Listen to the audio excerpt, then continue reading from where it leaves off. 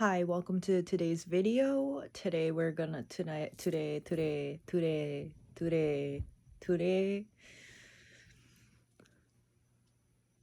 Hi, today, welcome to today's video today. Today. Cyanide poisoning.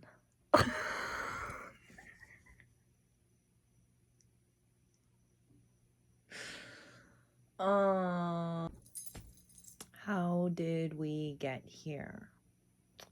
Did you guys know that there's actually people out there that actually believe that I should be burnt on the stake, at the stake still?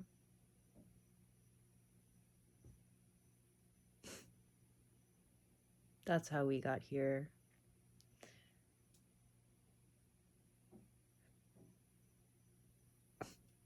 Because I was thinking about that.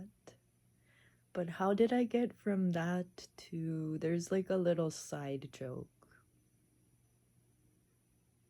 The same ones that are like, you should be burnt at the stake, you should be burnt at the stake.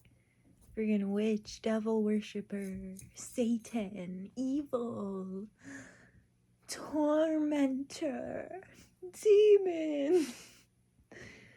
If they didn't know like your religion or spirituality or like function, those would be the very ones from the other video that would be like the crew on the ship that would be like just fucking yapping about like, oh, she's so beautiful, oh, sucking her titties and all this and all that. And it's like totally like, if you were to like paint an herb, it wouldn't have to be cyanide because then your body would absorb it, and also probably it's more effective in salt form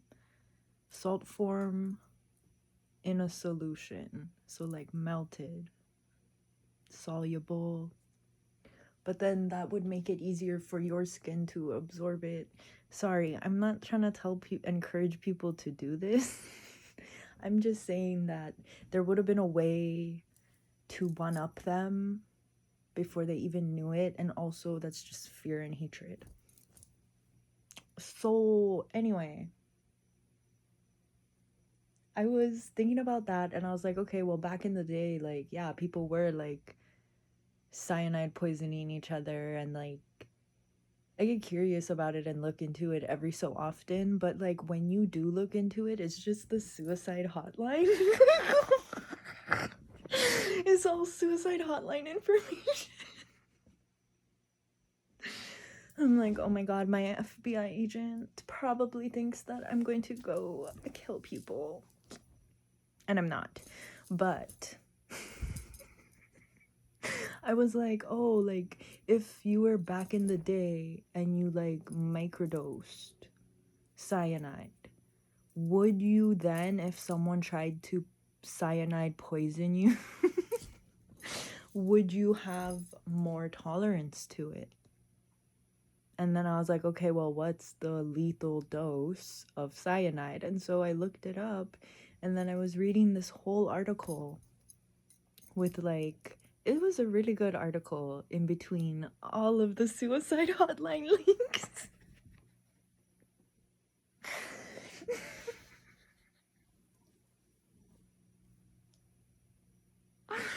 Oh my god. So anyway, the answer to my question is I'm still not too sure. Probably, actually, but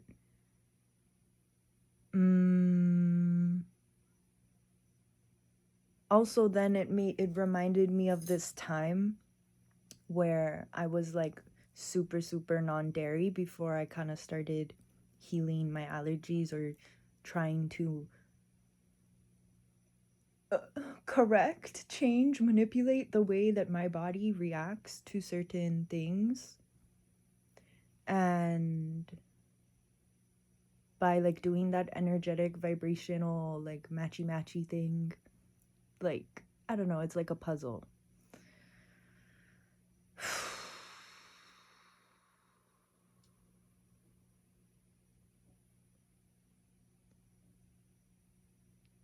almond flour, almond milk, almond this, almond that. Why? Because, I mean, potentially because the almond upgrades were less than the coconut and the oat milk upgrades at that time. I think they're all just the same now, but I don't know. I feel like almonds were just cheaper, which I'm not sure if that's still the case now. But anyway, it was more accessible for me and I just loved almonds. But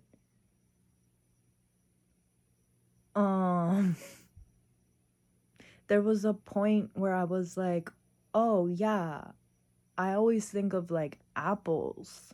Like I always thought apples and cyanide." And then I was like, "Oh, almonds and cyanide."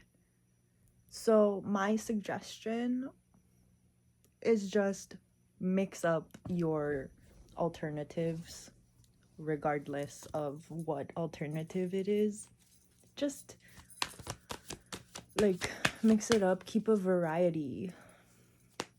Like like if there's not really like something that you need to target, I would do a variety. Like mix the flavors, the scents, the shampoo and the conditioner. Like it doesn't have to be the same one. They say for the best results, but that's for like the best results of that one thing. So it's like, well, yeah, that's why if you're targeting something right away, go ahead. But if not, then it's like a 50-50 double nourishing scale balancing action. So it's kind of like balancing your products in a way. Like you wouldn't have just all drying products unless you needed that. The Chariot and the Four of Wands at the bottom.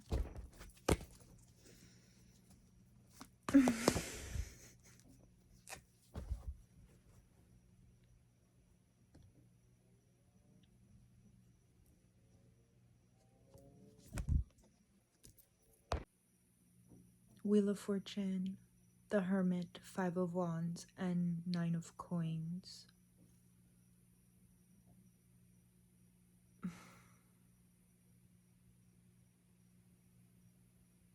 Looking at reactions to certain products, natural or not. If you know what it is or not, right? Like, if you have a reaction to a product after you stop using it, and like that doesn't really happen quite often. And then you feel as if there may be like some energies around your crown chakra that like shouldn't be there, or like are not, or like intrusive or whatever, right? Like in attacks towards the crown chakra, the head, or whatever part of the body that the product is being used for.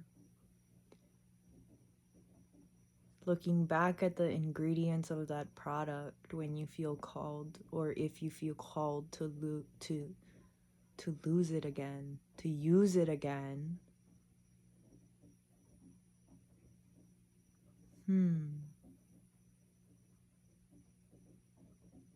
Oh,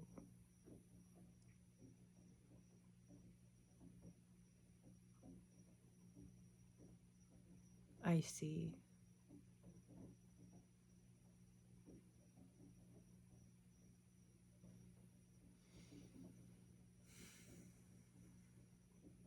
And then the ingredients of that product end up being like really good for protecting against whatever it is that you felt like was coming your way, which is really good because it like confirms to you, like it shows you something, like it can't actually harm you, that you don't need these things, but sometimes it is helpful in reminding you that products can be used in multiple ways.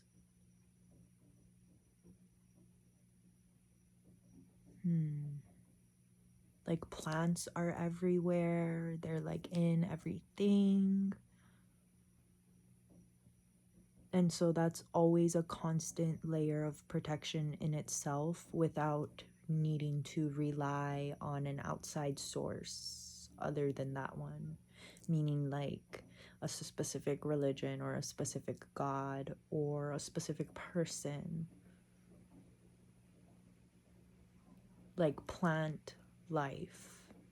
Plant life matters. Okay.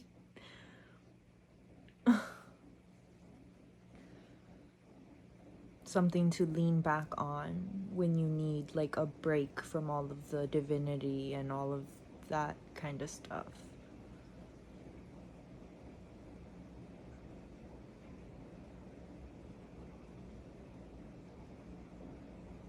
Because the way in which you the the way in which you work, the way in which you live is like a worship of your life. Like to to be alive, you know? And that is also like a way of prayer.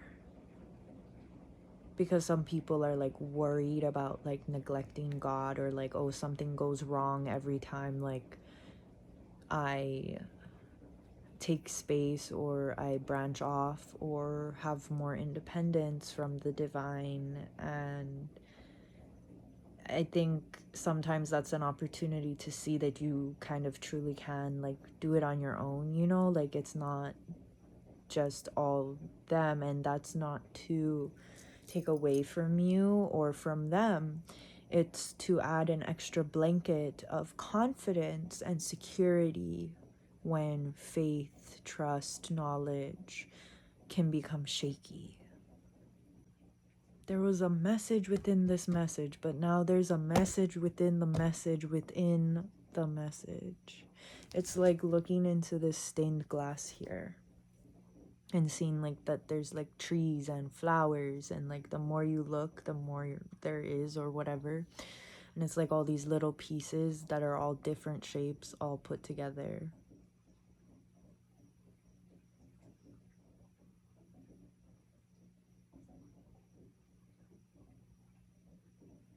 And there's the moon phases on there. Milk, something about milk being like bastardized. 626.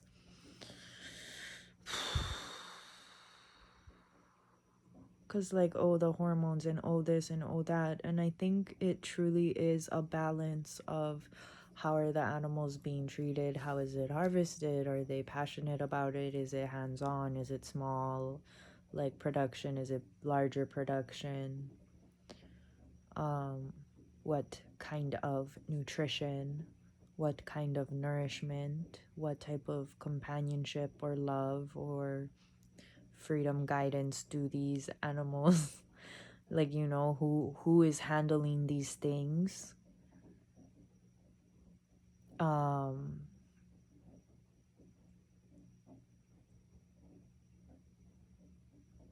and like that vibration match of it all, and also like the impact of these things, like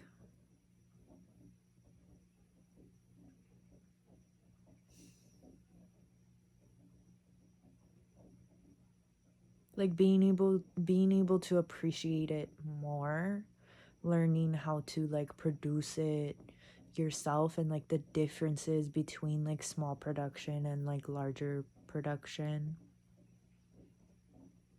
And like, not that any of it is necessarily bad, but knowing where you're at vibrationally and energetically, or along your spiritual journey or your health journey or whatever the fuck you want to call it, your body's going to react differently to it.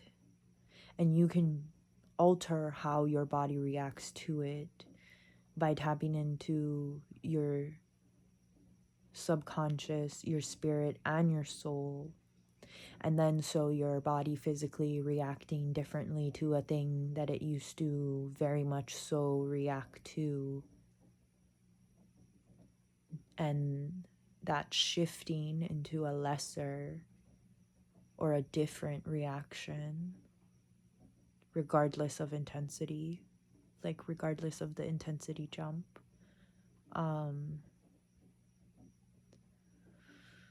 That would be the proof of the rewiring, the reworking, the restructuring, the re-energizing.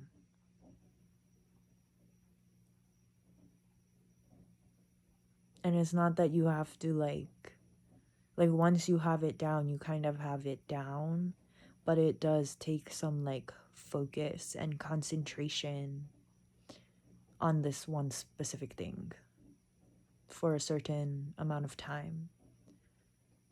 But it's like if you focus on the puzzle for too long, then it becomes way harder to solve sometimes. So like taking that break and that refreshment in whatever way possible, or whatever way you like to. And then you'll know when the re-energizing or the vibration matching is complete, because you'll want to do the thing and you'll feel like doing the thing. And then the reaction will match. I don't know. That I'm kind of I'm like digging. I'm really digging into that one. So to come back up to the surface, to the original message in the message, was something about like the fear of losing it all again. So if you kind of built up this perfect life to like society standards or whatever, and then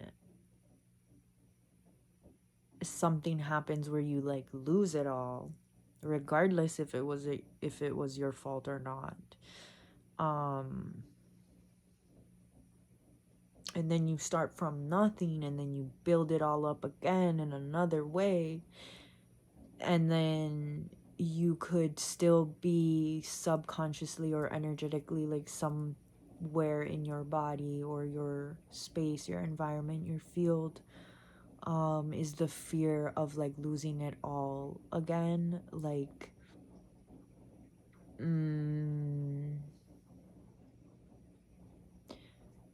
it's like a seed, like it can grow into like hoarding of like anything. Like, no, I'm not gonna spend money on the things I need because what if like what if you know, like, which is okay when it's balanced out, but it's just like when it swings too hard to the side, like needing to feel prepared all the time for anything, which actually is a good thing to talk about because hurricane season is here or coming up or whatever, and it's good to stock and have stuff. But if you weren't able to like afford to stock up or this or that or whatever, even if everything was destroyed and you were the only one left and like the whole world just You know what I mean? Like, it's just you. It's just you on the island, and everything is gone. Everyone is gone. Everything's destroyed. But you're wandering around. You would find at least one fucking tree that has, like, something on it. Or, like, you would find fucking something. You would find, like... You'd find, like, a boar, like, impaled on someone's fucking fence or something. And then, like... their grill would be in the tree, and like you would be able to go climb it and grab. I'm just gonna shut the fuck up because I'm just being stupid, but extra layers of protection, extra layers of comfort. The extra layer of protection is the extra layer of comfort. Who the fuck? Whose ancestor is this? Okay, closing message, because I've had enough. The 7 of coins. What do you mean?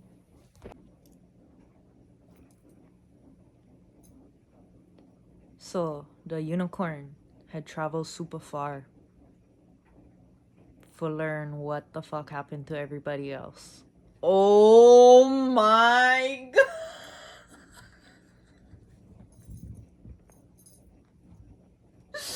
Shut the fuck up. Shut the fuck up. That's so funny. That's so funny because I didn't even put it together until I said it out loud. Oh my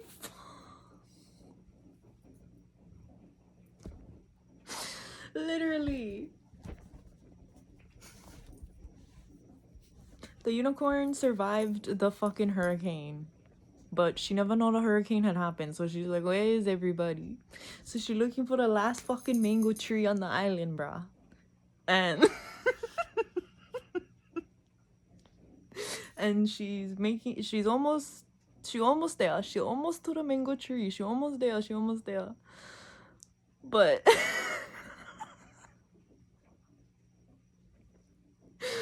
but it's taking her forever, bruh. And the moon waxes and wanes, counting the time that has already passed, as well as the time she will need to invest to see her quest through. Oh my god, she's looking over her shoulder like, what the fuck? Why is this so far? How come I'm not one Pegasus? I could have just flown. I should have called Barbie. Yeah, just fucking kidding. Okay. Get it together. Okay. Oh, right here. Patience and foresight paid off, so the scouting worked or whatever. But then now you're the only survivor. Correct. She was...